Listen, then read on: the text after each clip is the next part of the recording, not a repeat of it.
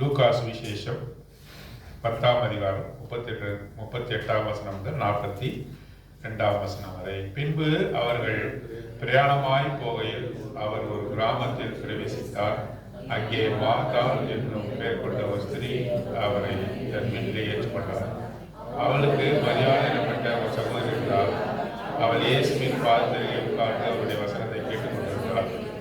மார்த்தாளும் பற்பல வேலைகளை செய்வதில் மிகவும் வருத்தமடைந்து அவரிடத்திலே வந்து, ஆண்டவரே, நான் தனியே வேலை செய்யும்படி என் சகோதரி என்னை விட்டு வந்திருக்கிறதை குறித்து உங்களுக்கு கவலை இல்லையா? எனக்கு உதவி செய்யும்படி அவளுக்கு சொல்லலாம் என்றால், இயேசு அவளுக்கு பிரதித்திரமாக, மார்த்தாளே மார்த்தாளே, நீ அநேக காரியங்களை குறித்து கவலைப்பட்டு கலந்தாய். தேவையானவர்களை மரியாள் தன்னை விட்டு எடுபடாத நல்ல பங்கை தெரிந்து கொண்டார். தேவன் தாமே இந்த வசனங்களை ஆசிரியத்து நம் அனைவரோடு கூட பேசுவாராக. 38வது வசனத்திலே இப்படி வாசிக்கிறோம். பின்பு அவர்கள் பிரயாணமாய் போகையில் ஒரு கிராமத்தில் பிரவேசித்தார். அங்கே மார்த்தாள் என்னும் பெயர் கொண்ட ஒரு ஸ்திரீ அவரை தன் வீட்டிலே ஏற்றுக்கொண்டாள். மார்த்தாள், மரியாள், லாசரு இவர்கள் 3 பேருமே சகோதர பந்தத்திலே இருக்கக்கூடியவர்கள். 2 சகோதரிகள், ஒரு சகோதரர். இவருடைய பெற்றோர்களை பற்றி சொல்லப்படவில்லை. எப்பொழுதுமே மார்த்தாள் தன்னுடைய வீட்டிலே ஏற்றுக்கொண்டாள் என்று சொல்லும் பொழுது மார்த்தாள் மூத்தவளாக அறியப்படுகிறாள். 3 பேரிலே மூத்தவளாக அறியப்படுகிறவர் மார்த்தாள், பிறகு மரியாள், அதற்கு பிறகாக லாசரு. இது இப்படி சொல்லப்படவில்லை.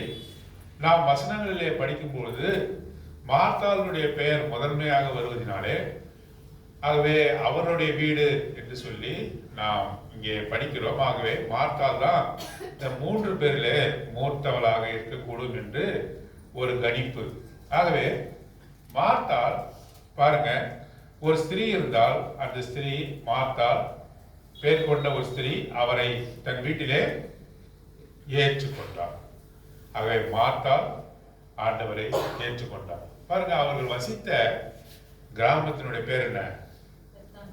பெத்தானியா, பெத்தனி. அவர்கள் வசித்த கிராமத்தின் பேர் என்ன? பெத்தனி. பாருங்க, இங்கே பாருங்க, வேலை தப்பாக்காரீங்க, என்ன பாருங்க, அப்பதான் உங்களுக்கு புரியும். எருசலேம் என்பது மலைப்பட்டணம். எருசலேம் என்பது மலைப்பட்டணம். மலையிலே கட்டப்பட்ட நகரம் எருசலேம். எருசலேமிலிருந்து 2 மைல் தொலைவு என்று போடப்பட்டிருக்கிறது. அப்படி என்றால் ஒரு 3 கிலோமீட்டர் என்று வைத்துக் கொள்ளலாம். எருசலேமை விட்டு நீங்கள் இறங்கி வரும்பொழுது, இந்த மலைப்பட்டணத்திலிருந்து இறங்கி 3 கிலோமீட்டர் நீங்கள் நடந்தீர்கள் என்று சொன்னால் பெத்பகே, பெத்தானியா என்ற ஊருக்கு வருவீர்கள்.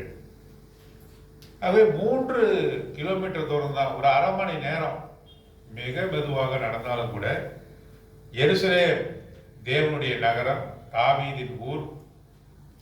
அந்த இடத்துல இருந்து, எருசலேமில் இருந்து நீங்கள் நடந்து வந்தாலும் கூட ஒரு அரை மணி நேரத்தில் எங்க போயிடலாம்? பெத்தானியாவுக்கு போயிடலாம். பெத்தானியாவுக்கு மிக அருகாமையில் இருந்தது ஒலிவு மலை. பெத்தானியாவுக்கு மிக அருகாமையில் இருந்தது ஒலிவு மலை.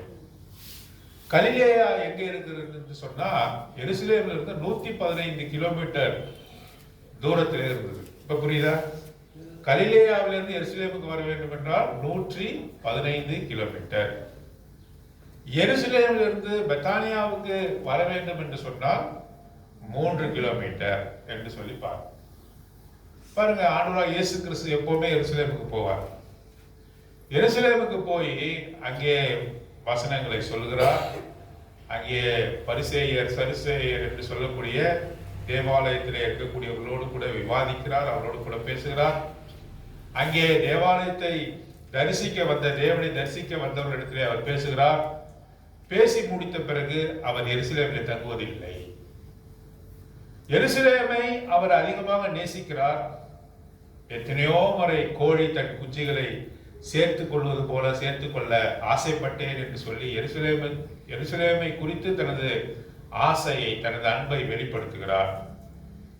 ஒரு சமயத்திலே சொல்லப்பட்டிருக்கிறது, எருசலேமை பார்த்து அவர் கண்ணீர் விட்டார் என்று சொல்லப்பட்டிருக்கிறது.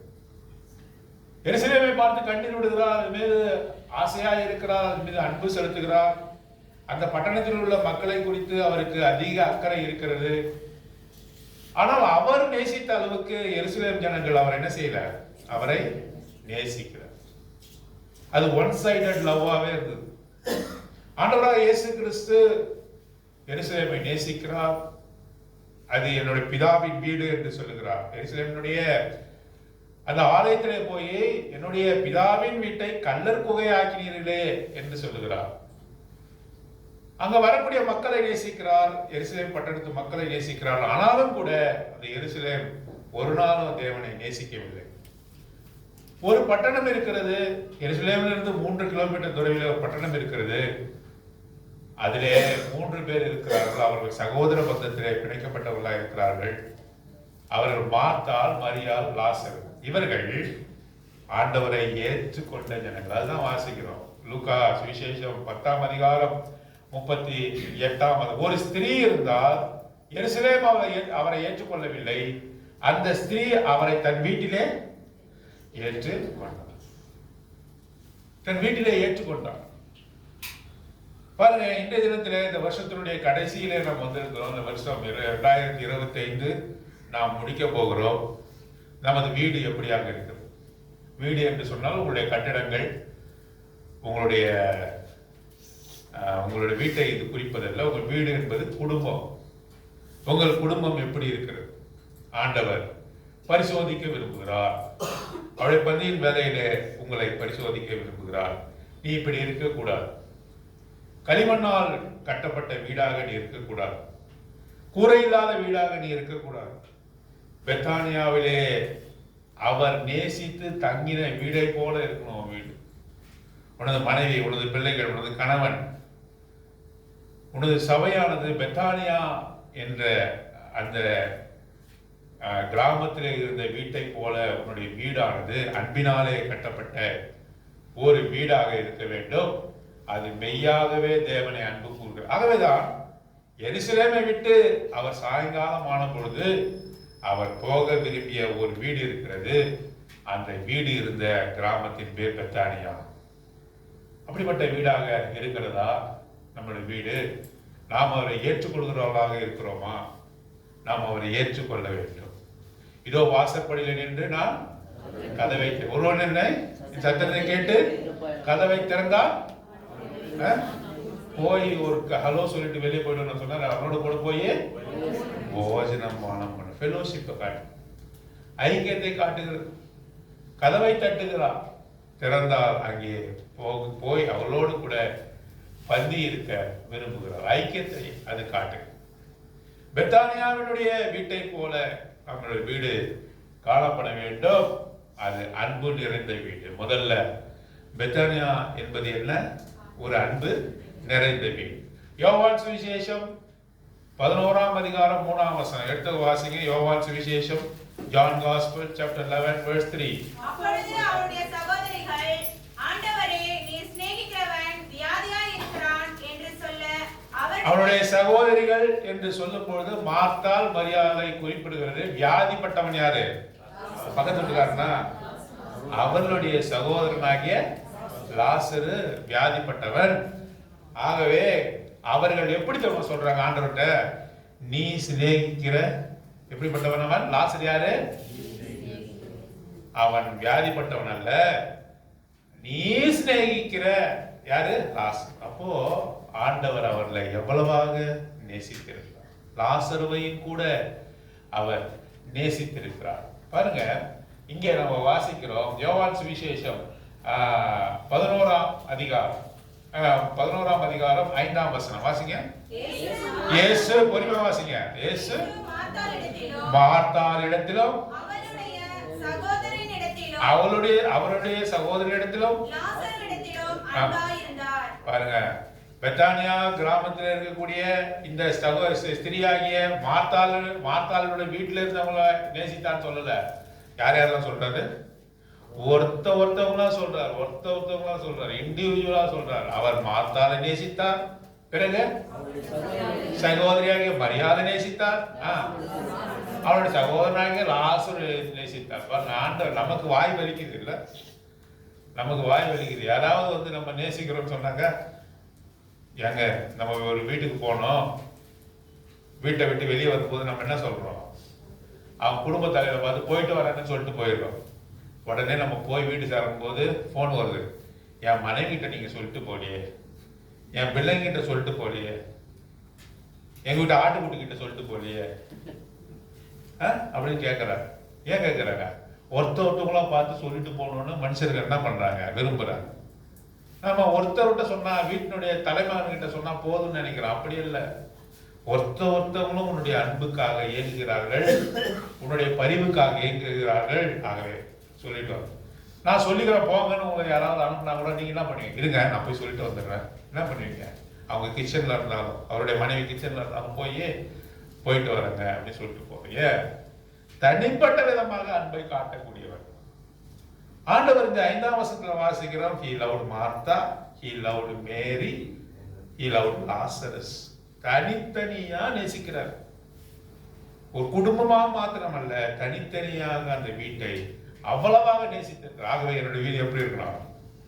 அன்பு நிறைந்த வீடாகிய பெத்தானியாவில் இருந்த இவர்களுடைய வீட்டை போல இருக்க வேண்டும் என்று நம்ம வாசிக்கிறோம். பாருங்க, அவங்க அட்ரஸ் பண்றாங்க. இந்த இரு சகோதரிகளும் ஆண்டவரிடத்துல சொல்றாங்க, மார்த்தாலும் மரியாளும் ஆண்டவராக இயேசு கிறிஸ்துவிட்ட சொல்றாங்க, நீர் நேசித்த லாசரு. அப்படின்னா அவங்க அன்பு அங்க பிரதானமா இருந்திருக்கு. அந்த வீட்டுல அன்பானது பிரதானமா இருந்திருக்கிறது. பிரதானம், அன்பே பிரதானம். அந்த வீட்டுல அன்பின் வீடு அது. பெத்தானியா வீடு, பெத்தானியா நகரத்தில் இருந்த இந்த வீடு அன்பின் வீடு. நீர் நேசித்த லாசரு வியாதியா இருக்கிறான். 11வது வசனம், 11ஆம் அதிகாரம் 11ஆம் வசனம். இவைகளை அவர் சொல்லிய பின்பு அவர்களை என்று சொல்லும் போது சீஷர்களை நோக்கி சொல்லுங்க,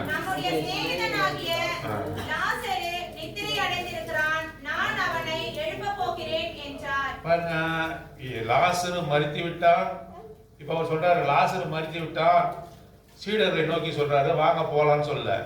அதுக்கு முன்னாடி ஒரு அடமொழி சொல்றாரு. என்ன சொல்றாரு தெரியுமா? நம்முடைய எனக்கு சிநேகிதனா இருக்கிறவன் அவருடைய சீஷர்களுக்கும் சிநேகிதன். அவருக்கு நீ சிநேகிதனா இருக்கிறியா அப்படின்னா நீ சபையார் அனைவருக்குமே சிநேகிதன். நீ ஆண்டவரை நேசிக்கிறியா அப்படின்னா நீ சபையார் அவருடைய ரத்தத்தினாலே கழுவப்பட்ட எல்லோருக்கும் நீ சிநேகிதன். சில பேர் சொல்லுவாங்க, எனக்கும் அவருக்கு தாங்க. நீங்களாம் யாருங்க? எனக்கும் அவருக்கு தாங்க உறவு. சில பேர்லாம் வந்து தலைகணத்துல சில விசுவாசிகள்லாம் பார்த்துருக்காங்க. எப்படிப்பட்டவங்க தெரியுமா அவங்க?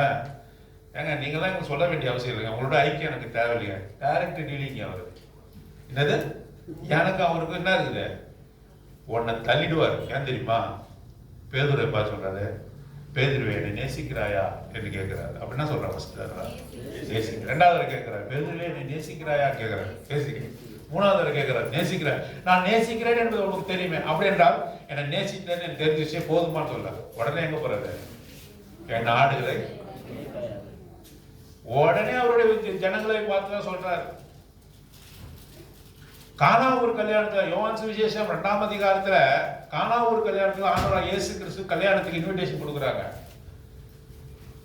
அந்த கல்யாணத்தை நடந்தவர் இயேசு கிறிஸ்துவை மாத்திரம், ஆண்டவராகிய இயேசு கிறிஸ்துவை மாத்திரம் பார்த்து கொடுத்துட்டு போல. அங்க சொல்லப்பட்டிருக்கிறது, இயேசுவையும் அவருடைய சீஷர்களையும் அழைத்தார்கள்.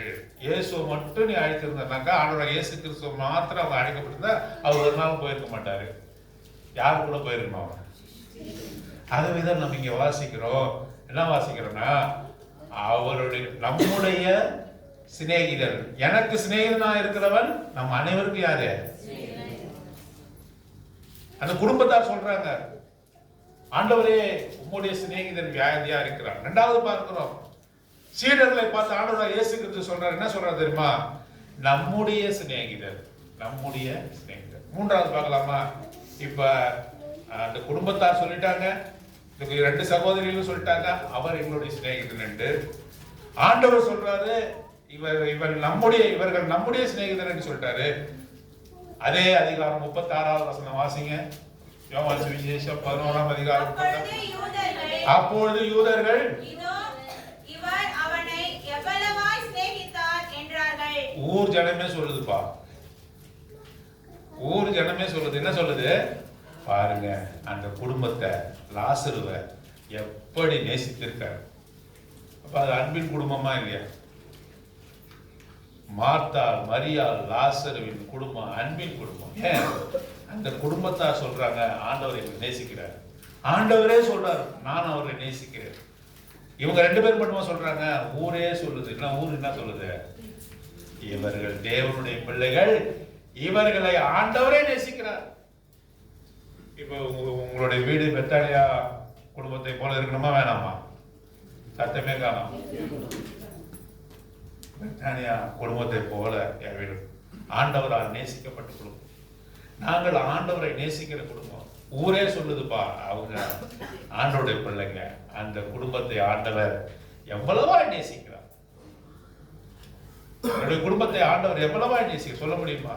ஆண்டவர் எவ்வளவாக நேசிக்கிறார். ஆண்டவர் நேசிக்க வேண்டும் என்று சொன்னா அவரை ஏற்றுக்கொண்டிருக்க வேண்டும். ஆகவேதான் மார்த்தாள் அங்கே வாசிக்கிறோம், அவரை ஏற்றுக்கொண்டு. எருசலேம் அவரை கைவிட்டது. எருசலேமுடைய ஜனங்கள் அவரை கைவிட்டார். ஆனால் மார்த்தாள், மரியாள், லாசர் அவரை வீட்டிலே ஏற்றுக்கொண்டார்கள். ஆண்டவரே உண்மை ஏற்றுக்கொண்டோம் என்று சொன்னா ஆண்டவர் தனியாவே வரமாட்டார். எத்தனை பேரோட வருவார்? மினிமம் 2 பேரா? 12 பேரோட வருவார். மினிமம் சொல்றார். குறைஞ்சபட்சம் 12 பேர் அவர் சுத்தியே இருக்கிறாங்க டிசேபிள்ஸ். அவங்க மினிமம். நமக்கு அதிகபட்சம் எவ்வளவு பேர் தெரியல. நம்ம வீட்டுக்கு யாராவது அழைச்சாக்கா எவ்வளவு பேர் வருவாங்கன்னு தெரியலையே. பத்திரிகை வைக்கும் போது சுற்றும் சூழ நட்புடன் வாங்கினாக்கா அவன் என்ன பண்ணான்? ஊரே தட்டிட்டு வந்தாங்க. என்ன பண்றது? எப்படி சாப்பாடு போடுறது? பத்திரிகைகள் அடிக்கிறாங்கன்னா அடிக்கிறார். சுற்றும் சூழ நட்போடு வாங்க அழைக்கிறாங்க. இப்பெல்லாம் அப்படிலாம் அழைக்கிறது கிடையாது. இப்பெல்லாம் அப்படிலாம் அழைக்கிறது கிடையாது. பழைய பத்திரிகைலாம் பார்த்தா அப்படியே கடைசியில் சுற்றும் சூழ நட்போடு சூழ்ந்திருக்கவங்க அழைச்சிட்டு வாங்க. அவ்வளோ ஒரு பெரிய மனசா இருந்திருக்காரு. இப்ப இந்த 12 பேருக்கும் இந்த 13 பேருக்கும் சாப்பாடு போறதுமே பெரிய கஷ்டம் இல்லையா? அப்போ அவங்க வீடு எவ்வளவாக அது இருந்திருக்க வேண்டும். அவருடைய ஹாஸ்பிட்டாலிட்டி என்று சொல்லக்கூடிய உபகாரங்கள், பரோபகாரங்கள், அவர்கள் எவ்வளவாக வந்திருக்கிறவர்களுக்கு அவர்கள் பணிவிடை செய்திருப்பாங்க. அவர்களோடு கூட அநேகர் கூட வந்திருப்பாங்க. அவ்வளோ பேருக்கு சாப்பாடு போடுற. அதனால்தான் மார்த்தாளுக்கு மன வருத்தம் வருது. எங்க வருது தெரிஞ்சா? ஆண்டவரை இயேசு கிறிஸ்து வந்தாக்கா சாப்பாடு போட்டு அனுப்பிச்சிருக்கலாம். அவரு வேற வந்தாருன்னா தனியா வேற வரமாட்டாரு. பிரதர் தனியா வாங்கன்னா வரமாட்டாரு. 4 பேர் தான் கூப்பிட்டு வர்றாரு. அப்ப என்ன, அவங்க அத்தனை பேருக்கும் அவருக்கு பணிவிடை செய்வதை போல செய்யணும். சரி, இவங்க ஒரு தடவை போனார் ஆண்டவர். இல்ல எருசலேமுக்கு எப்ப போனாரோ உடனே எங்க அவருக்கு தோணுது? எந்த வீடு தோணுது? எத்தனை தடவை போனாலும் குறிப்பிடப்படலை. எத்தனோ தடவை அவர் போயிருப்பார். அத்தனை தடவை மனம் போனாம மனம் போனாம அவர்களுக்கு பரோபகாரங்கள், உதவிகள் இந்த குடும்பம் செய்திருக்கிறது. இத்தனைக்கு அது வசதியான குடும்பமாக இருந்திருக்க வாய்ப்பில்லை. அவருடைய கையின் பிரயாசம், அவருடைய வேலை செய்து, கூலி வேலை செய்தார்கள், என்ன வேலை செய்தார்கள், அவ்வளவாக செய்து ஆண்டவருக்கு அவர்கள் பணிவிடை செய்திருக்கிறார். அன்பு நிறைந்த குடும்பம் பெத்தானியாவின் குடும்பம். ஏற்றுக்கொள்கிற அன்பு நிறைந்த குடும்பம். அப்படிப்பட்ட குடும்பமாக நம்முடைய வீடு மாறத்தக்கதாக தேவன் தாமே முதலாவது நமக்கு உதவி செய்வாராக. பாருங்க, அடுத்ததாக இது இந்த குடும்பமானது வேலை செய்கிற குடும்பம். எல்லாருமே என்ன பண்றாங்க? வேலை செய்கிறார், உதவி செய்கிறார்கள். அவர்கள் மனந்திறந்து ஆண்டவருக்கு உதவி செய்கிற குடும்பம். சாதாரணமான சாப்பாடுலாம் அவங்க செய்யறது இல்லை. ஆண்டவர் வந்தாவே விசேஷமாக அவர்கள் தங்களுடைய அன்பை காட்டும் விதமாக செய்கிறார்கள். சிம்பிள் உணவை அவங்க படைத்த மாதிரி தெரியல. ஏனென்றா அவ சொல்கிறா பாருங்க, மார்த்தாள் பற்பல வேலைகள் செய்வது மிகவும் வருத்தப்படி. பற்பல என்னன்னா மல்டிபிள் டாஸ்க், மல்டிபிள் ஒர்க்ஸ் என்று அர்த்தம். பற்பல வேலைகளை செய்கிறான். இட்லிக்கு சட்னி மட்டும் செய்யுமானா என்ன செய்யறாங்க? சாம்பார், தேங்காய் சட்னி, பூண்டு சட்னி, அப்புறம் சிக்கன் கிரேவி. ஏமா இட்லிக்கு கொஞ்சம் ஒரே சட்னி ஒண்ணு பண்ணா போதும். ஆனா 4-5 வகையை செஞ்சு வச்சுட்டு இத்தோட யாரும் வீட்டுக்கு வரக்கூடாதுன்னு சொல்லிடுறாங்க. ஏன் சொல்றாங்க? செய்ய முடியாது, கஷ்டம். அவ்வளோ பேருக்கு செய்ய முடியாது. பற்பல வேலைகளை அவள் செய்யறதுனால மிகவும் வருத்தம் அடைந்த உடல் சோர்வு இல்லையா? எப்பவுமே மாத்தால நம்ம டார்கெட் பண்றோம். ஆனா பிசிக்கலா பாருங்க அவ எவ்வளவு கஷ்டப்பட்டிருக்க. மரியாள் தான் வந்து அப்படி கிடையாது. 2 பேருமே சேம் தான். இப்ப நம்ம முடிவுல நம்ம பார்க்க போவாங்க. எந்த விதத்திலும் மரியாள் மார்த்தாளோட பெரிய ஆள் கிடையாது. ஆகவே 2 பேருமே அந்த விதமான பலகீனங்கள் குடும்பங்கள்ல வரும். குடும்பத்துல சில வருத்தங்கள் வரும், சில பேச்சுகள் வரும். இதனால அந்த குடும்பத்தை நீ ஒதுக்க கூடாது. ஆண்டவர் ஒரு நாள் ஒதுக்கிறது கிடையாது. மன வருத்தங்கள் சில குடும்பத்துல இருக்கும், சில பேச்சுகள் இருக்கும். அதற்காக ஆண்டவர் ஒரு நாளும் அந்த குடும்பத்தை வெறுப்பது கிடையாது, ஒதுக்குவது கிடையாது. அவர்கள் சீர்படுத்த வேண்டும் என்று விரும்புகிறார். எது முக்கியத்துவம் என்பதை காட்ட விரும்புகிறார். சில குடும்பங்களில் சில நிகழ்வுகளை நம்ம கேள்விப்படும்போது, ஆகா இந்த குடும்பம் சரியில்லை, இந்த ஆண்டவருக்கு அது வந்து அது அவர் நேசிக்காத குடும்பம் என்று நாம் இருக்கிறோம். ஆனால் ஆண்டவர் ஒரு நாளும் வெறுப்பதில்லை. மார்த்தாளை அவர் என்ன செய்ய விரும்புகிறார்? கரெக்ட் செய்ய விரும்புகிறார். குடும்பங்கள்ல சில காரியங்கள் நிகழ்ந்தான், இனி ஒரு விசுவாசியா அப்படின்னு நம்ம கேட்கக்கூடாது. மனுஷ சரீர பிரகாரமாக மனுஷன் தவறு செய்யக்கூடியவன், புலம்பக்கூடியவன், பற்பல வேலைகள் நாம் மிகவும் வருத்தமடைந்து அவரிடத்தில் வந்து, ஒருவேளை எனக்கு இது இந்த வசனத்தை படிக்கும் போது மரியாதை இடத்துல முதல்ல பேசியிருக்க கூடாது. மரியாதை இப்ப எங்க உட்காந்துருக்கா? ஆண்டவருடைய பாதத்துல உட்கார்ந்து அவர் வாயே பார்த்துருக்கா. ஆண்டவர் பேசுறாரு, அந்த வாயே பார்த்து என்ன பேசுறாரு. இவன் என்ன பண்ணிருப்பான்? கெஸ்டர் பண்ணிருப்பான்னு நினைக்கிறேன். முதல்ல மார்த்தா பாருங்க, ஒரு வேலை என்ன பண்ணிருக்கலாம், லைட்டா விசில் அடிச்சிருக்கலாம். இப்ப இப்ப அப்படி சொன்ன அவ திரும்ப வேலை தானே விடமா, திரும்பமா நானே வேலை செஞ்சிருக்கேன் வா அப்படின்னு கூப்பிடுவார். கிச்சன்ல நிறைய வேலை இருக்குது அப்படின்னு கூப்பிடுவார். அதனால நம்ம கேட்டா கூட கேட்காத மாதிரி ஆண்டவராக பார்த்துட்டு இருக்கு. அப்புறம் செய்கையினால காட்டியிருப்பா. நாம கூட இங்க உட்கார்ந்து என்ன பண்றாங்க, பசங்க வந்து இப்படி இப்படி கூப்பிடுறாங்க பாருங்க, அவங்க மனைவி கூப்பிடுறாங்க. ஆண்டோடைய வார்த்தை கேட்டா கூட என்ன பண்ணுவாங்க, கேட்குறியா அந்த அனுப்புறான் ஆளை அப்படின்னு சொல்லி ஆள் அனுப்புறாங்க.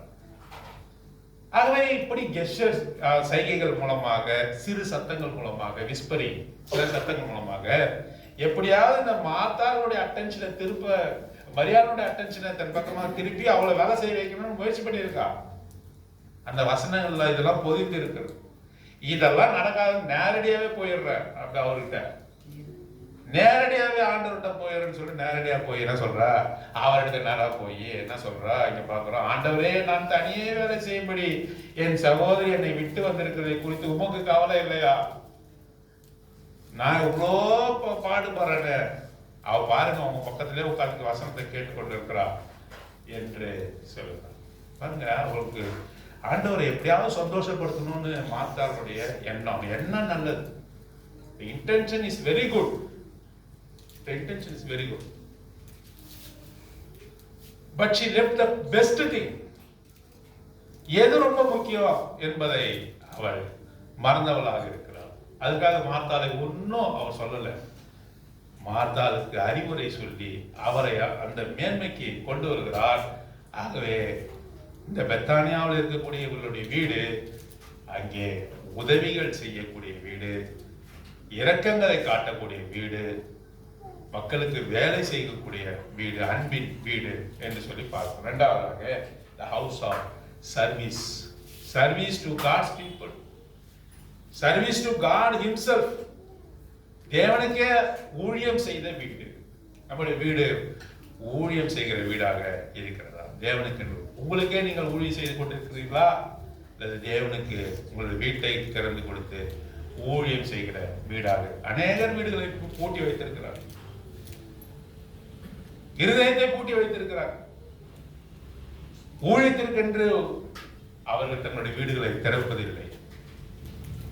பாருங்க, சிறு சிறு வருத்தங்கள் இருந்தாலும் கூட இவர்கள் தங்களுடைய வீடுகளை திறந்து கொடுத்தார்கள். இயேசுவானவர் மாத்திரமல்ல, அவருடைய சீடர்களும் வந்து இளைப்பாறும்படியாக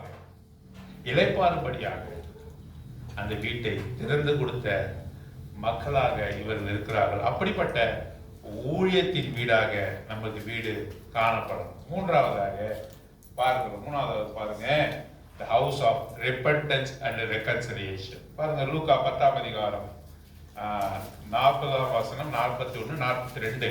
இவைகளில் சொன்ன பின் மார்த்தாளோ பற்பல மிகவும் வருத்தம் அடைந்து அவரிடத்தில் வந்து, ஆண்டவரே, நான் தனியே வேலை செய்யும்படி என் சகோதரி என்னை விட்டு வந்திருக்கிறதை குறித்து உமக்கு கவலை இல்லையா? எனக்கு உதவி செய்யும்படி அவளுக்கு சொல்லும் என்றார். இயேசு அவளுக்கு பிரதியுத்தரமாக, மார்த்தாளே மார்த்தாளே, நீ அநேக காரியங்களை குறித்து கவலைப்பட்டு கலங்குகிறாய், தேவையானது ஒன்றே, மரியாள் தன்னை விட்டு எடுபடாத நல்ல பங்கை தேர்ந்து கொண்டாள் என்று சொல்லி அறிவுரை சொல்லுகிறார். உன்னுடைய டிஸ்கம்ஃபர்ட், உனக்கு ஏற்பட்டிருக்கிற இந்த சஞ்சலத்தை போக்கும் விதமாக ஆண்டவர் அவளுக்கு அறிவுரை சொல்லுகிறார். அவள் மன வருத்தம் கொள்ளுகிறார். இது எங்க பார்க்கிறோம்? யோவான் சுவிசேஷம் 11ஆம் அதிகாரம் 19ஆவது வசனம் 20ஆம் வசனம். John gospel chapter 11, 19 and 20. அநேகர் மார்த்தாள், மரியாள் என்பவர்களுடைய சகோதரனை குறித்து அவர்களுக்கு ஆறுதல் சொல்லும்படி அவர்களிடத்தில் வந்திருந்தார்கள். இயேசு வருகிறார் என்று மார்த்தாள் கேள்விப்பட்ட போது அவருக்கு எதிர்கொண்டு போனாள். யாரு?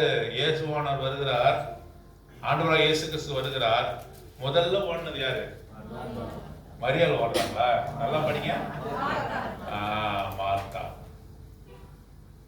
அவரிடத்துல மன கிளேசங்கள் இருந்தது, மன வருத்தம் இருந்தது. ஆனாலும் கூட ஆண்டவர் வருகிறார் என்று சொன்ன உடனே மரியாள் வீட்டுல தான் இருக்கிறா. யார் முதல்ல ஏச்சு ஓடுறா? ரெண்டு பேருக்கும் சொல்லப்பட்டது. இன்னும் தனது சகோதரன் மரித்து விட்டான் என்ற கவலை மேலோங்கி மரியாள் இருந்திருக்கிறார். மார்த்தாலோ அந்த கவலைகளை மேற்கொண்டு, நாம் சொல்லி அனுப்பின ஆண்டவராகிய இயேசு கிறிஸ்துவானவர் வந்துவிட்டார், நகரத்தை இந்த கிராமத்திலே நுழைந்து விட்டார் என்று சொல்லி முதலாவது ஓடினவள் யார் என்று சொன்னார்? பாருங்க, மார்த்தா.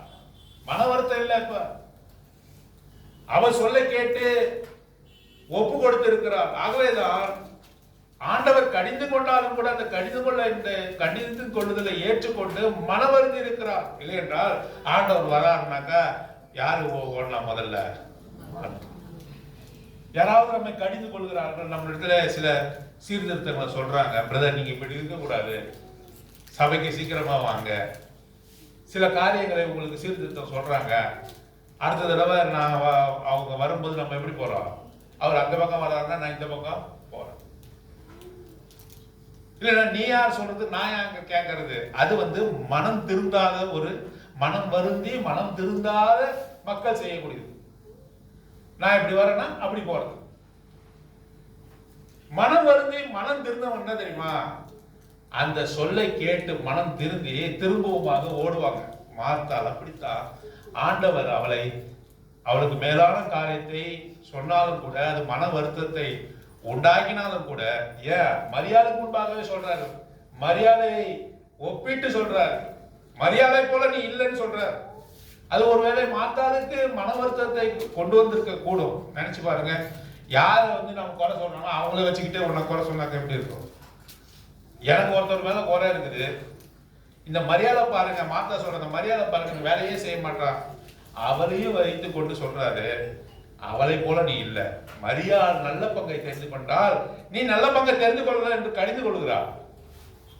இப்படிப்பட்ட ஒரு கடிந்து கொள்ளுதலை அந்த ஜனங்களுக்கு முன்பாக, அநேக மக்களுக்கு முன்பாக நீ கேட்டா அவன் மன வருத்தம் வருமா? வராத? வரலையே. ஆண்டவர் வந்துட்டாருன்னா ஓடுறாளே. இங்க பாக்குறோமே பாருங்க, அங்க போறா. இயேசு வருகிறார் என்று மார்த்தாள் கேள்விப்பட்ட போது அவருக்கு எதிர்கொண்டு போனால், மரியாதோ எங்க இருந்தா? வீட்டிலே உட்கார்ந்து இருந்தா.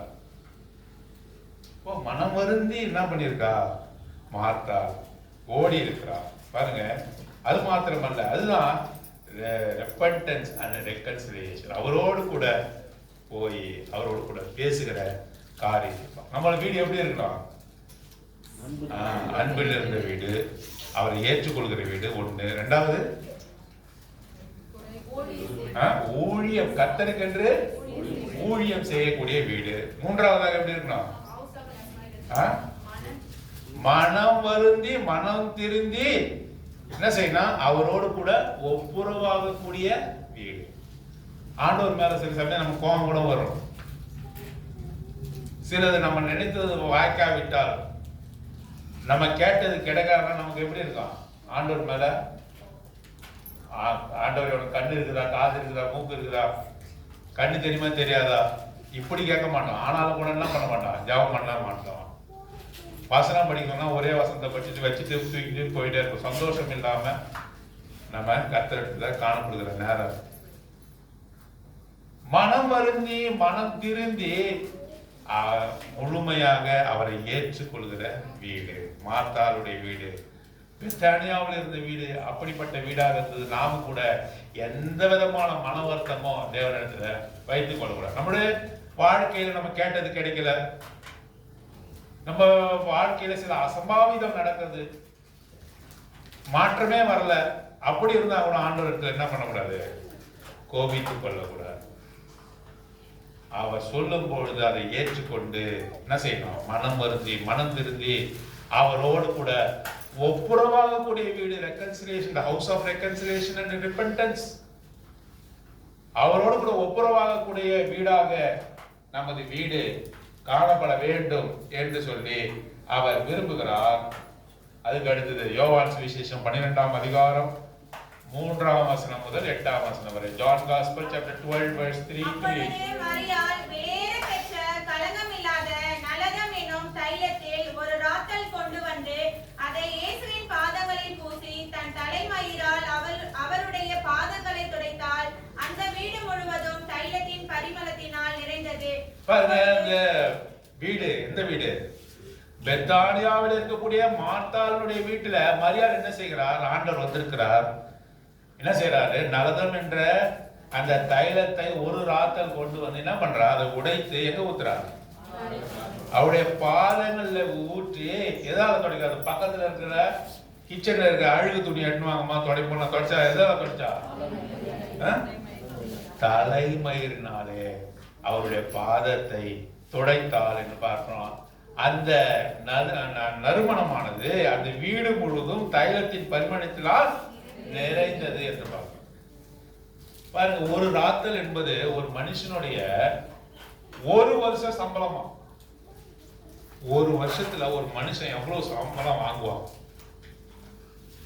அந்த காலத்துல இந்த நிகழ்ச்சி நடைபெற்ற இந்த சமயத்துல ஒரு மனுஷனுக்கு ஒரு நாள் கூலி கிடையாது. ஒரு வருஷம் சம்பளம் எவ்வளவோ அவ்வளவும் சேர்த்தாதான் இந்த ஒரு ராத்தல் தைலத்தை வாங்க முடியுமா, நலதம் என்ற இந்த தைலத்தை வாங்க முடியும். இப்போ அது அவளுக்கு கடினமான காரியம் தான் இல்லை. ஒரு வருஷம் சம்பளத்தை எடுத்துட்டு போயிட்டு ஒரு தைலம் ஒரு செட்டு பாட்டில் வாங்குறது என்பது கடினமான காரியம் இல்லையா? அதுல 100 ரூபா இருக்கும்போது அதுல 10 ரூபா ஆர்டர் கொடுக்கறது பெரியது. 100 ரூபாயுமே கொடுக்கறது எவ்வளவு கஷ்டம். ஒரு வருடத்தினுடைய சம்பளம். அதுல சந்தோஷமா போய் கடத்தேர்ல போய் அந்த நலதம் என்ற தைலத்தை வாங்கி அதை உடைத்து அவருடைய பாதத்துல ஊத்துறா. இரண்டாவதாக என்ன செய்யறன்னு சொன்னா, தன்னுடைய தலைமயிரை வைத்து தொடங்க. ஸ்திரீகளுக்கு எது மகிமையா இருக்கிறது? அவருடைய தலை மயிர். எதற்காக முக்காடு போட்டிருக்கீங்க நீங்க? தூங்குறதுக்கு பிறகு நல்லா கொஞ்சம் இறக்கி விட்டாங்க, நல்லா தூங்கலாம் பிறகு. அதுக்காகவா? எதுக்காக முக்காடு போட்டிருக்கீங்க? கவர்ந்து இழுக்கிறதுக்கா? சொல்லக்கூடாதா? என் மகிமை ஒன்றும் இல்லைன்னு நீங்க முக்காடு போட்டிருக்கீங்க. மொட்டை அடிச்சவன் தான் என்ன பண்ணுவான்? மொட்டை அடிச்சவன் தான் என்ன பண்ணுவான்? முக்காடு போடுவான். மொட்டையை பறிக்கிறது. இப்ப நான் மொட்டை அடிச்சேன்னா நான் என்ன பண்ணுவேன்? தொப்பி போடுறேன். ஏன் தொப்பி போடுறேன்? ஏன் தொப்பி போடுறேன்னு எடுத்தா என்ன இருக்குது? மொட்டை இருக்குது. அப்போ நீங்க முக்காடு போடுவதோட நோக்கம் என்னவென்று சொன்னா, என் மகிமை ஒண்ணு இல்லை ஆண்டவரே, ஸ்திரீகளுக்கு தலைமயிர் மகிமையா இருக்கிறது, என் மகிமையெல்லாம் ஒண்ணு இல்லைன்னு சொல்லி முக்காடை நீங்க போட்டு ஆண்டு சமூகத்துல உட்காரு. ஸ்திரீனா முக்காடு போட்டு அப்படி இல்லை, என் மகிமை ஒன்றும் இல்லை. என்னது எனக்கு இருக்கக்கூடிய மகிமை தான் மகிமை. நகை போட்டு வந்தாதான் மகிமைன்னு ஆண்டு ஒரு இடத்துல சொல்லல. 10 பவுன் போடும்போது போட்டு வந்தா உங்களுக்கு மகிமையா இருக்குது. வெளியேறப்பட்ட புடவையை நீங்க கட்டி கொண்டு வந்தா அதான் ஸ்திரீகளுக்கு மகிமை அவருடைய புடவை சொல்லலாம். ஸ்திரீகளுடைய மகிமை அவருடைய தலைக்கு. ஆகவேதான் என் மகிமை ஒன்றில் ஆண்டவரே என்று சொல்லும் விதமாக ஆண்டோடைய சன்னிதானத்தில் வரும்போது தலைமையை நீங்கள் முக்காடிட்டு கொண்டு வருகிறீர்கள். உடைய மகிமைக்கு முன்பாக என் மகிமை ஒன்றும் இல்லை என்று சொல்லி முக்காடிடுகிறீர்கள். ஆகவே அந்த மகிமையான இந்த இருக்கக்கூடிய இந்த தலைமயிரினாலே அவள் துடைத்தாள். என்னுடைய மகிமை ஒன்றுமில்லை ஆண்டவரே என்று சொல்லி தலைமயிரினாலே அவருடைய பாதத்தை துடைத்தார் என்று சொல்லி நாம் பார்ப்போம். இதுதான் ஆண்டவருக்கு செலுத்தக்கூடிய ஆராதனை. ஆராதனை வேலை நம்ம என்ன செய்யறோம்? என்னுடைய மகிமை இல்லை, துதி கன மகிமை மாட்சிமை வல்லமை யாவற்றையும் பெற்றுக்கொள்ள நீதான் பார்க்கிறார் என்று சொல்லி நாம் அவரை துதிக்கிறோம். துதித்தல், அவரை ஆராதித்தல் என்பதில் என்னை தாழ்த்தி அவரை உயர்த்தல். I humble myself and exalt him. அதுதான் worship. என்னையும் உயர்த்தி வச்சுக்கிட்டு அவரையும் உயர்த்தல, அப்படி கிடையாது. உன்னை தாழ்த்தி அவரை உயர்த்தல். ஆகவேதான் நம்ம முழங்கால் படிக்கிறோம். ஆராதிக்கிற வேலை முழங்கால் படிக்கிறோம். ஏன் முழங்கால் படிக்கிறோம்? அடிமை, தேவனுக்கு அடிமையாக இருக்கிறான். நான் அடிமை ஆண்டவரை உமக்கு என்று சொல்லி நாம் அவரை ஆராதிக்கிறோம்.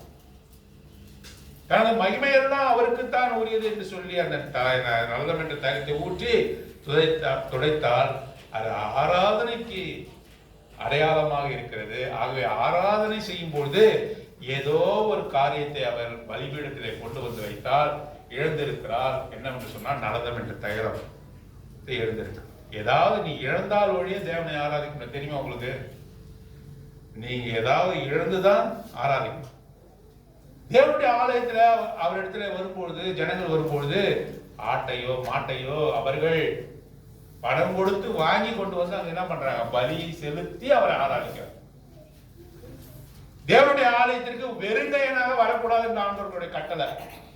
தேவனுடைய ஆலயத்துக்கு போகும்போது என்ன பண்ண முடியாது? ரெண்டு கையை ஆட்டிக்கிட்டு வெறுங்கையா போகக்கூடாது. அவருக்கு பலிகளை கொண்டு வரும்படியாக நீ அவருக்கு சொல்லு என்று மோசேக்கு சொன்னார். பலி செலுத்தி தான் என்ன பண்ண முடியும்? அவரை ஆராதிக்க முடியும். sacrifice first sacrifice yourself. ஆகவேதான் நம்ம வாசிக்கிறோம், உங்களுடைய சரீரத்தை ஜீவ பலியாக ஒப்பு கொடுக்கணும். உங்கள் சரீரத்தை, உங்க மகிமைய ஜீவ பலியாக ஒப்பு கொடுத்து ஆண்டவர் ஆராதி. ரோமர் 12:1 வாசி. உங்களுடைய சரீரங்களை ஜீவ பலியாக ஒப்பு கொடுங்க. பலியை கொடுக்கலன்னா நீ ஆண்டவர் ஆராதிக்க முடியாது. பலி என்றால் என்ன? என்னுடைய சரீரம், என்னுடைய மகிமை, எனக்கு இருக்கிற புகழ் எல்லாத்தையும் அவர்கிட்ட ஒப்பு கொடுத்து ஆராதிக்கிற ஆராதனை. பெத்தானியாவில் இருக்கக்கூடிய இந்த வீட்டுல நடந்த காரியம் என்ன? பலியும் இருந்தது, ஆராதனையும் இருந்தது. ஆராதித்தால், தேவனை மகிமைப்படுத்தினால், எனக்கு இருக்கிற மகிமை ஒன்றுமில்லை என்று சொல்லி ஆராதித்தார். So the house at Bethany, the house of sacrifice and worship. Sacrifice and worship. பலி செலுத்தி, கிரயத்தை செலுத்தி அவள் ஆராதித்தாள். தனக்குரியதை கொடுத்து ஆண்டவரை மகிமைப்படுத்தினார் என்று சொல்லி நாம இங்க பார்க்கணும். எத்தனை காரியத்தை பார்த்தோம் சொல்லுங்க? House at Bethany is the house of அன்பு நிறைந்த வீடு. Acceptance and love. House of acceptance and love. அவரை ஏற்றுக்கொண்டு அவரை அன்பு செய்வது. அதுக்கு அடுத்த காரியம் என்ன? the house of service. House at Bethany, the house of service. தேவனுக்கும் அவருடைய சீஷர்களுக்கும் ஊழியம் செய்கிற வீடு. மூன்றாவது house of repentance and reconciliation. பெத்தானியாவில் இருந்த வீடானது அது மனம் வருந்தி, மனம் திருந்தி ஆண்டவர் கண்டிக்கும் போது அதை ஏற்றுக்கொள்கிற மாத்தாளே மரியாதை தன்னை விட்டு எழுப்படா நல்ல பக்கத்தை நீனும் தெரிஞ்சு கொள்ளணும். அதான் அர்த்தம். அவ தெரிஞ்சு கொண்டா நீ இன்னும் அதுல வரல, நீ தெரிஞ்சு கொள்ளு என்று அறிவுரை சொல்றாரு. ஆகவே you have to repent and reconciliation. ஆகவே ஆண்டவர் வரும்பொழுது ஓடுகிறார். மரியாதை வீட்டில் இருக்கிறா. மாத்தாள் ஓடி போய் அவரை பார்த்து அவரிடத்துல பேசுகிறார். House of repentance and reconciliation. அதுக்கு அடுத்த பார்க்கிறோம். அந்த வீடு எப்படிப்பட்டதா இருந்தது? House of sacrifice and worship. காணிக்கை செலுத்தி பலியை செலுத்தி ஆராதிக்கிற வீடாக அது காணப்பட்டது என்று சொல்லி பாருங்க. அதுக்கு அடுத்தது பெத்தானியாவில் இருக்கக்கூடிய வீடு எப்படிப்பட்டது என்று சொன்னா அது ஹவுஸ் ஆஃப் விஸ்டம், ஞானத்தால் நிறைந்த வீடு. உன்னுடைய வீடு என்னுடைய வீடு எப்படி இருக்கணும்? It must not be an house of ignorant. அறியாதவர்களை போல நாம் இருக்கக்கூடாது. அது ஞானம் உள்ள வீடாக இருக்குது. ஆண்டவர் மாத்தாளோட பேசுறாரு பாருங்க. நம்ம வாசிக்கிறோம் 12ஆம் அதிகாரம் யோவான் சுவிசேஷம் 11ஆம் அதிகாரம் நான் வாசிக்கிறேன் 21ஆம் வசனம். மார்த்தாள் இயேசுவினிடத்தில் வந்து, ஆண்டவரே, நீ இங்கிருந்து ஆனால் சகோதரன் மறித்திருக்க மாட்டான். இப்பொழுதும் நீ தேவனிடத்தில் கேட்டுக்கொள்வது எதுவோ அதை தேவன் நமக்கு தந்துருவாங்க என்று அறிந்திருக்கிறேன். அப்படி இருந்தா என்னது? அடிக்கடி போய் பேசியிருக்கிறார். அவர் இடத்துல வசனம் சொல்லியிருக்காரு. ஆகவே மார்த்தாளுக்கு நன்றா தெரியுது, ஆண்டவரா இயேசு கிறிஸ்துவ ஜெபம் பண்ணாக்கா அது என்ன நடக்கும்? அது நடக்கும்னு தெரிஞ்சிருக்கு. அதற்கு உடனே ஆண்டவர் சொல்றாரு, இயேசு அவளை நோக்கி, உன் சகோதரன் உயிரோடு எழுந்திருப்பான். உன்னோட சகோதரன் எப்படி இருந்தது? உயிரோடு. இங்க பாருங்க நான் தான் வாசிக்கிறேன். உன்னோட சகோதரன் உயிரோடு எழுந்திருப்பான். அப்படியே ஆண்டவன் விடல. உடனே அவளும் ஒரு கவுண்டர் போடுறா. அப்படியா? அவங்க என்ன சொல்றா? அதற்கு மார்த்தாள், உயிர்த்தெழுதல் நடக்கும், கடைசி நாளிலே அவனும் உயிர்த்தெழுந்திருப்பான் என்று அறிந்திருக்கிறேன். எவ்வளவு பெரிய ஞானம்! அவன் உயிர்த்தெழுந்திருப்பான் சொன்ன உடனே அவ என்ன சொல்றா? எனக்கு தெரியும் ஆண்டவரே, நீங்க சொல்லியிருக்கீங்க. என்ன சொல்லியிருக்கீங்க? கடைசி நாளிலே மரித்தோரெல்லாம் உயிர்த்தெழுந்திருப்பார் என்று நீங்க சொல்லியிருக்கீங்க. அது எனக்கு தெரியும். அதுதான் நீங்க சொல்றீங்க அப்படின்னு கேட்கிறா. அப்போ அவ எவ்வளவு ஞானமா இருக்கா அவர். மார்த்தால அந்த கிச்சனோட நிறுத்திட்டோம். நம்ம மார்த்தால என்ன பண்ணோம்? சட்டி போன கழுவுறதோடு நிறுத்திட்டோம். அப்படி கிடையாது. அவ ஞானம் உள்ள பெண்ணு. மார்த்தானாவே என்னது? நல்ல பங்கை கண்டடையாதவள். என்னமோ டெவிலிஷ் உமன் மாதிரி சொல்றது இல்ல. மார்த்தாள் வந்து சட்டியும் மானியும் கழுவிட்டு கிச்சன்லயே இருந்துட்டா. அப்படி இல்ல. பாருங்க, வாட் ஏ வண்டர்ஃபுல் கான்வர்சேஷன். என்ன விதமான உரையாடலை பாருங்க. உயிர்த்தெழுந்திருப்போம் சகோதரன். எனக்கு தெரியும் ஆண்டவரே, கடைசி நாள்ல என்னோட சகோதரன் உயிர்த்தெழுந்திருப்பான். உங்களுடைய வசனம் நீங்க சொல்லியிருக்கீங்க, நீங்க கேட்டிருக்கீங்க. நான் கிச்சன்ல இருந்தா கூட உங்களுடைய வசனத்தை நான் கேட்டிருக்கேன். அப்படிப்பட்ட ஒரு ஞானமுள்ள ஸ்திரியாவ மார்த்தாள். ஹவுஸ் ஆஃப் விஸ்டம், ஞானம் பெருகின வீடுதான் மார்த்தாளுடைய வீடு. இயேசு அவளை நோக்கி, நானே உயிர்த்தெழுதலும் ஜீவனுமாய் இருக்கிறேன். என்னை விசுவாசிக்கிறவன் மரித்தாலும் பிழைப்பான். உயிரோடு இருந்து என்னை விசுவாசிக்கிறவனும் என்றென்றைக்கு மறியாமல் இருப்பான். இதை விசுவாசிக்கிறாய் என்று கேட்டார். அதற்கு அவள், ஆம் ஆண்டவரே, நீ உலகத்தில் வருகிறவரான தேவகுமார் நான் கிறிஸ்து என்று நான் விசுவாசிக்கிறேன் என்று அவர் சொல்கிறதை ஞானமுள்ள வீடு. மார்த்தாளுடைய ஞானத்தை நமக்கு பார்க்கணும்.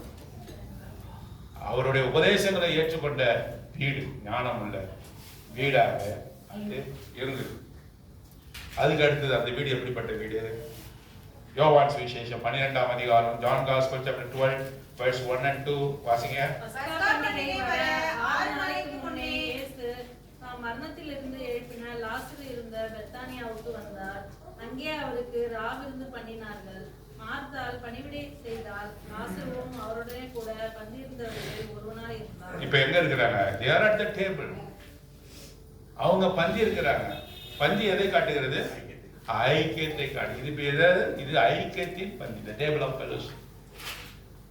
அங்கே யாருமே விட்டு போகல. ஐக்கியம் இருக்கும்பொழுது, ஐக்கியத்திலே ஐக்கிய பந்தி இருக்கும்பொழுது லாசரு வெளியே போயிருந்தான்னு சொல்லல, மார்த்தாள் வெளியே போயிருந்தான்னு சொல்லல.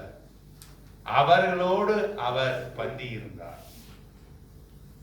அவர்களோடு அவர் பந்தி இருந்தார். யார் அவரை நேசிக்கிறார்களோ, யாரால் அவரால் நேசிக்கப்படுகிறார்களோ அவர்களோடு கூட பந்தி இருக்கிற.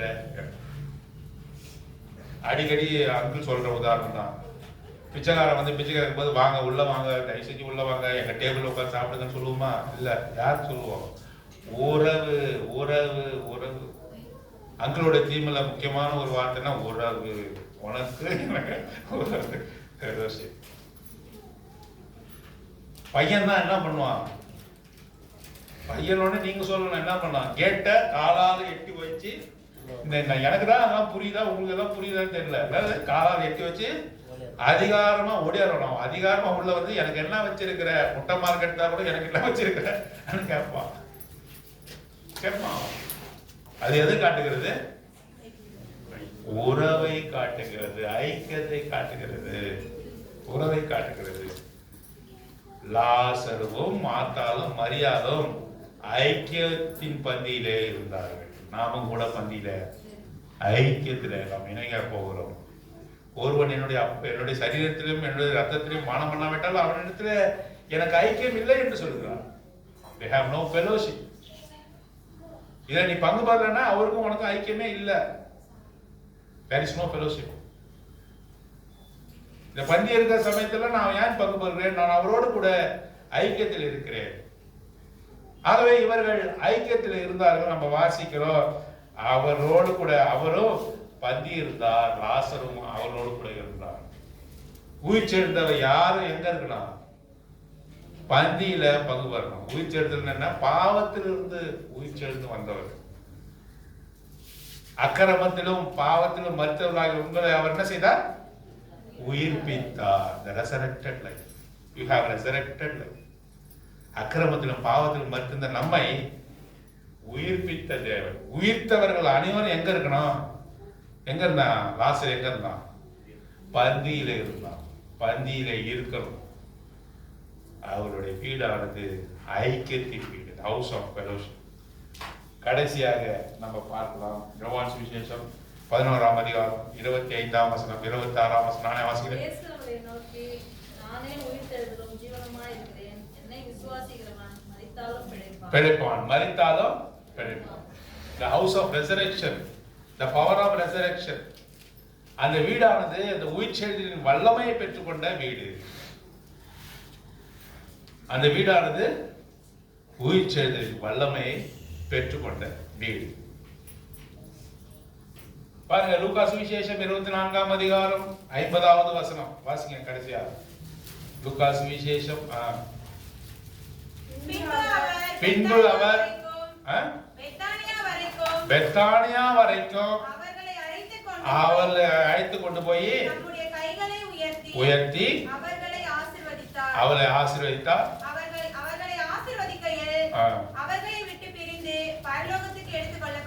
எந்த இடத்துல வந்து அவர் பரமேறாரு? பெத்தானியாவுக்கு அதிகம் தான் ஒலிவு மலை இருக்கிறது. Mount olives is nearby. Bethany வரைக்கும் அன்பு கூறுகிற அந்த வீடு வரைக்கும் அவர்களை அழைத்து கொண்டு வந்து, சீஷர்களை அழைத்து கொண்டு வந்து அந்த பெத்தானியாவில் தான் என்ன பண்றாரு? அவர்களை உன்னுடைய வீடு பெத்தானியா இருக்கு. அப்படி என்றால்தான் சாபம் நீங்கி அது ஆசீர்வாதம் உள்ள வீடாக இருக்கு. பெத்தானியா வரைக்கும் அவளை அழைத்து வந்து அவளை ஆசீர்வதித்து அங்கதான் என்ன பண்றாரு? கல்ல கட்டினாரா? பரலோகத்துக்கு ஏறி போனார். அங்கதான் வந்து அவர் பெத்தானியாவில் தான் என்னது, ஒலிவு மலையிலே, பெத்தானியாவில் இருக்கக்கூடிய ஒலிவு மலையில தான் ஏறி போனார். அப்போ ஏறி போனவர் எங்க இறங்க போறாரு? ஆப்பிரிக்கால இறங்க போறாரா? எங்க இறங்க போறாரு? அதே ஒலிவு மலையில வந்து இறங்க போறாரு. உங்களிடத்திலே எடுக்கப்பட்ட ஆண்டவரா இயேசு கிறிஸ்துவானவர் இப்படியே திரும்பி வருவார். இப்படியே திரும்பி வருவார். பெத்தானியாவுக்கு தான் வரப்போறார். ஒலிவு மலைக்கு தான் வரப்போறார். அது ஒலிவு மலையில இப்பவே என்ன பண்றாங்க? நிறைய அநேகரு ஒலிவு மலையில என்ன பண்ணாங்க? இடம் வாங்கி வச்சுட்டாங்க. இங்க இருந்து பெரும் ஊழியர்கள் சொல்லியிருக்காங்க, காசு வசூலிக்கிறவங்க ஒலிவு மலையை பார்த்த மாதிரியே ஒரு இது கட்டியிருக்காங்க, டவர். ஒலிவு மலையை பார்த்த மாதிரியே கட்டியிருக்காங்க. ஏன் கடைசி அவர் வர நேரம் தெரியுமா என்னன்னு தெரியல. அங்க உட்காந்துக்கு நேரம் அவர் எங்க வர இருப்பாங்க. சில மிக மிக பெரிய பணக்காரர்கள் உலகத்தில் இருக்கவங்க என்ன பண்ணாங்க? தங்களுடைய சரீரங்களை இறந்த பிறகு சரீரங்களை ஒலிவு மலையிலே புதைக்கிறார்கள். இதெல்லாம் மூட நம்பிக்கை. நீ எங்க இருந்தாலும் ஒரு இறங்கும்போது பார்ப்ப.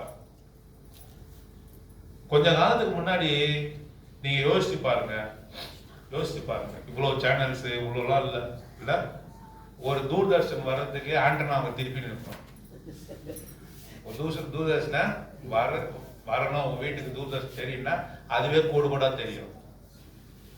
சிரிக்கிறீங்க, அதெல்லாம் நீங்க அனுபவப்பட்டிருக்கீங்க. ஆமா, 10 அடி நீட்டுக்கு அதுக்குன்னு துணி காய வைக்கிற இது மாதிரி இருக்கும். நான் திருப்பிக்கிறேன், என் தம்பி கீழே பார்க்க சொல்லுவோம், போய் பாடுறான்னு தெரியுதா பாடுறான், அப்படியே திருப்பிக்கிட்டே இருந்தா குறை குறை குறைன்னு தெரியும் இல்ல. இப்ப அப்படியா, கையிலே கொடுத்துட்டாங்க, என்ன வேணுமோ கேட்கலாம். பார்க்கறது மட்டும் இல்ல, இப்போ இதுல இருந்து ஒளிபரப்புறோம், இது என்ன டிவி ஸ்டேஷன் மாதிரியே இருக்கு. இதெல்லாம் இந்த தூர்தர்ஷன்ல நாங்க திருப்பி இந்த மாதிரி யோசிச்சிருக்கோமா? நம்ம யோசிக்கவே முடியாது. நான் ஒரு சின்ன ஒரு செல்போனை வச்சுக்கிட்டு நாம இங்க என்ன பேசுறோமோ அதை எங்க உலகத்துல எல்லோரும் பார்க்கலாம். எத்தனை கோடி மக்கள் இருந்தாலும் பிலதெல்பியால இப்ப என்ன நடக்குது பார்க்க வைக்க முடியும். இதை நினைச்சு பார்த்துட்டு பண்ண நானு முடியாது. அவர் ஒளி இறங்குவாரு, எல்லோரும் பார்ப்போம் போடப்பட்டிருக்கு, அது நடக்கும். நாம யோசிக்காதெல்லாம் நடக்கும். இந்த செல்போன் வரதுக்கு முன்னாடி ஏற்கனவே சொல்லியிருக்கேன், செல்போன் வரதுக்கு முன்னாடி ஒருத்தன் பேசிட்டே போனாக்கா கிட்ட போய் பார்ப்போம், ஏன் பைத்தியக்காரன் தன்னைத்தானே பேசிட்டு போறாங்க. இப்ப யாராவது பேசிட்டு போனாக்க நம்ம இப்ப என்ன சொல்லுவோம், அவர் செல்போன்ல காதுல இதை வச்சுக்கிட்டு பேசிட்டு போறாரு, ப்ளூடூத், அவருக்கே தெரியும், ப்ளூடூத் வச்சு பேசிட்டு போறாரு. அவன் பைத்தியக்காரன்ல யாரோட பேசிங்க, யாராவது பேசி சத்தமா பேசிட்டு போனாக்கா பைத்தியக்காரன் பாரு அடுத்த ரோட்ல எப்படி பேசிட்டு போறான் அப்படின்னு சொன்ன காலம் மாதிரி அவர் யாரோட சம்பாஷித்துட்டு போறாரு, மரியாதையா சொல்லக்கூடிய காலம். அப்போ பர்செப்ஷன் மாறுது. ஆண்டவர் சொன்ன எல்லா வாக்கியமும் நடைபெறுது. உலகமானது குறுகி கொண்டு இருக்கிறது. எந்த மூலையில் நடக்கிறதை பார்க்க முடியும். ஆண்டவர் வர போறாரு, பெத்தானியாவுக்கு வர போறாரு. எப்படி ஏறினாலும் அங்க வர போறாரு. நம்ம எல்லோரும் பார்க்கணும். அங்க போய் நம்ம புதைக்கப்பட வேண்டிய அவசியம் இல்லை. அந்த ஒளி மலையை பார்த்து கொண்டே இருக்க வேண்டிய அவசியம் இல்லை. அவரை குத்தினவர்களும் அவரை காணலாம். எல்லோரும் பார்க்கும்படியாக அவர் இறங்க போகிறார், வரப்போகிறார். பெத்தானியாவுடைய வீடை போல உன்னுடைய வீடு என்னுடைய வீடு மாற்றப்பட வேண்டும். எதற்காக மாற்றப்பட வேண்டும்? முதல்ல எதற்காக மாற்றப்படணும்? அது அவரை ஏற்றுக்கொண்ட வீடு, அது அன்பு நிறைந்த வீடு. இரண்டாவது அது ஊழியத்தின் வீடு. மூன்றாவது house of repentance and reconciliation, மனம் வருந்தி அவரை ஏற்றுக்கொள்கிற வீடு. அதுக்கப்புறம் அது பலி செலுத்தி ஆண்டவரை ஆராதிக்கிற வீடு. அதுக்கு அடுத்தது அது ஞானமுள்ள வீடு, ஹவுஸ் ஆஃப் விஸ்டம். அப்புறம் அது ஐக்கியத்தின் வீடு. அப்புறம் ஃபெலோஷிப். அப்புறம் அது house of the power of resurrection. அப்புறம் அது அசென்ஷன், அது உயிர்த்தெழுதலுடைய காரியத்தை காட்டுகிற வீடாக உன்னுடைய வீடு என்னுடைய வீடு காணப்படுத்துகிற தேவன் நாம நமக்கு உதவி செய்வார். ஆர்டர் முதல் தடவை போகும்போது அந்த மார்த்தாள் மரியாள் வீட்டில் நிறைய குறை இருந்தது. நீங்கள் உணர்ந்துப்பீங்க, கண்டுபிடிச்சிருப்பேன்னு நினைக்கிறேன். என்ன குறைன்னா லாஸ்ட்டில் அங்கே காணும். சினிமா போக போயிட்டானா என்னன்னு தெரியல. இப்போ போயிட்டான், கள்ளக்கடிக்கு போயிருக்கலாம். லாஸ்டரை பற்றி அங்கே இல்லை மென்ஷன் பண்ணலை. அப்புறம் மார்த்தாள் வந்து கம்ப்ளைண்ட் பண்ணுறான், நான் அப்படி தனியாக வேலை செய்கிறேன்னு என் சோதரி விட்டு விட்டாரு, நமக்கு கவலையே இல்லையா அப்படின்னு. சரி, மரியாளும் கிச்சனுக்கு போயிட்டா அவன் ஆண்டர் யார்கிட்ட பேசுவார்? சோகத்துக்கிட்டே பேசுவார். மரியாளும் கிச்சனுக்கு போயிட்டா யார்கிட்ட பேசுவார் இல்லையா? அவங்கள தேடி தான் வந்திருக்காரு, பேசுறதுக்காக வந்திருக்கிறாரு. நம்மக்கிட்ட ஆண்டரை சில சமயத்தில் பேசுகிறோம், நம்ம போட்டு ஓடிடுறோம். ஆண்டரை பற்றி கவலையே இல்லை. இப்படி பல குறைகள் முறுமுறு இருக்கிற மார்த்தாள் கோவப்பட்டா, ஆண்டர்கிட்ட வந்து கம்ப்ளைண்ட் பண்ணா, இப்படி பல குறைகள் இருந்தது முதல் தடவை போகும்போது. ரெண்டாவது தடவை போகும்போது ரொம்ப குறையே இல்லாத மாதிரி இருக்குது. லாஸ்டர் ரொம்ப உள்ள மாதிரி உட்காந்துருக்கலாம், ஒரே ஐக்கியமா இருக்குது. மரியாள் வந்து இப்பவும் மரியாள் கிச்சன்ல இல்லை, எங்க இருக்கிறாங்க? ஆண்டு பாத்துல இருந்து தைலத்தை ஊற்றி அதை பூசி தலைமையில தொடச்சி என்னமோ பண்ணிட்டு இருக்கா, ஷோ பண்றாங்க. அப்படியே நைஸா வேலை செய்யாம இருக்கிறதுக்கு இப்படி செய்யறான்னு ஒரு நாள் மாத்தாள் நினைச்சுக்கலாம். அப்படி நினைக்கல. மாத்தாள் அங்க எல்லாருக்கும் பணிவிடை செய்தான்னு வருது, சந்தோஷமா பணிவிடை செய்யறாங்க. இது ரெண்டாம் தடவை பெத்தேனியாவுக்கு வரும்போது மாத்தாள் மரியாள் வீட்டுல நிறைய குறைகள் போயிடுச்சு. நல்ல ஐக்கியம் காணப்பட்டது இல்லை. ஐக்கியமா உட்காந்து சாப்பிட்டாங்க. சாப்பிட்றது வந்து நான் எப்பவுமே சாப்பிட்டேன், நான் உறவு கல்யாணம் சொல்றேன். அந்த உறவுலேயும் ஒரு ஸ்பெஷல் உறவு இருக்கு. என்ன உறவு? ஐயோ மறந்துட்டீங்களே, நான் போயிட்டா கம்ப்ளீட்டா மறந்துருக்கேன். என்னையும் மறந்துருக்கேன், பரவாயில்ல, சொன்னது மறக்க. இரத்த சம்பந்தமான உறவு. அதுக்குதான் இந்த திராட்சரசம் அடையாளமா இருக்குது. திராட்சரசம் எதுக்கு அடையாளமா இருக்குது? ரத்தத்துக்கு அடையாளமா இருக்கு. யாருடைய ரத்தம்? ஆற்றுடைய ரத்தமா, மாற்றுடைய ரத்தமா? இல்ல, அன்றைய இயேசு கிறிஸ்துவின் ரத்தம். The blood of Jesus Christ unites us. It brings under a blood relationship. அவங்க எனக்கு blood relationship அப்படிமாங்கல்ல, ரத்த சம்பந்தமான உறவு. அந்த 2ஆம் தடவை ஆண்டவர் போகும்போது அந்த உறவு அங்கே காணப்பட்டது. முறுமுறுப்பு இல்லை. லாசர் அங்கே உட்கார்ந்துருக்கிறாரு. உயிர்த்தெழுந்ததுக்கு வல்லமைக்கு அடையாளம். உயிர்த்தெழுந்தவன் தான் பந்தியில் பங்கு பெற முடியும். செத்து போனவன் வந்து சாப்பிடுவானா? செத்து போனவங்க பேரால விருந்து கொடுப்பாங்க. அப்போ செத்து போன எந்திரிச்சு வந்து சாப்பிடுவாரா? இல்லை. செத்து போனவருக்கு என்ன பிடிக்கும்? அவருக்கு பணியாரம் பிடிக்கும், கொழுக்கட்டை பிடிக்கும் அப்படிலாம் செஞ்சு இவங்க சாப்பிடுவாங்க. செத்து போனவரே இப்போ சூழ்நாட்டில் என்னைக்கோ எரிச்சாச்சு, அவர் வந்து சாப்பிட்டாரா? அப்போ செத்து போனவங்களுக்கு ஐக்கியம் கிடையாது, பந்தியில் பங்கு பெற முடியாது. பாவத்தில் மறித்தவர்கள் பந்தியில் பங்கு பெற முடியாது. அதனால உயிர்ப்பிக்கப்பட்டவர்கள். லாசர் மறித்திருந்தான், இப்போ உயிரோட ஆண்டவர் எழுப்பிட்டாரு. இப்போ லாசர் அந்த டேபிள்ல இருக்கிறான். அவை உயிர்ப்பிக்கப்பட்டவர்கள் தான் ஆண்டுடைய பந்தியில பங்கு பெற முடியும். இரத்த சம்பந்தமான உறவுக்குள்ள வந்தவர்கள் தான் பந்தியில பங்கு முடியும். அப்பா அம்மா பிள்ளைகள் எல்லாரும் உட்கார்ந்து ராத்திரி நைட்ல சாப்பிட்றாங்கல்ல, அது எதை கட்டுது? உறவு. திடீர்னு பிச்சைக்காரன் வந்து அவங்க மத்தியில் வந்து உட்காந்து சாப்பிட முடியுமா? நீ யாரா? கூப்பிடவே இல்லை, எப்படி உள்ள வந்தாரு கேட்பாங்கல்ல. ஆண்டவர் சொல்றாரு, கல்யாண வசரம் தெரியாம எப்படிங்க வந்த அப்படின்னு ஒருத்தன் கேட்டானான்ல. கல்யாணத்துக்கு வந்த கல்யாண வசரம் குறிக்குது, ரட்சிப்பு குறிக்குது. அவன் சுயநீதியை நம்பி வந்துட்டான், அவன் சொந்த ட்ரெஸ்ல வந்துட்டான். சுயநீதி. அப்போ சுயம், சுய சித்தம், சுயநீதியெல்லாம் விட்டு கொடுக்குறது ஒரு சாக்ரிஃபைஸ். அது ஒரு தியாகம். அது பண்ணாம அவரை ஆராதிக்க முடியாது. இந்த தியாகம் பண்ணாம அவருடைய உறவுகளை வர முடியாது. இது வெறும் உறவு இல்லை. என்ன உறவு? இரத்த சம்பந்தமான உறவு. அதெல்லாம் உணர்ந்து நாம் பாத்திரோட பங்கு பெற ஆண்டவரே நமக்கு உதவி செய்வாராக. ஜெபம் பண்ணலாம்.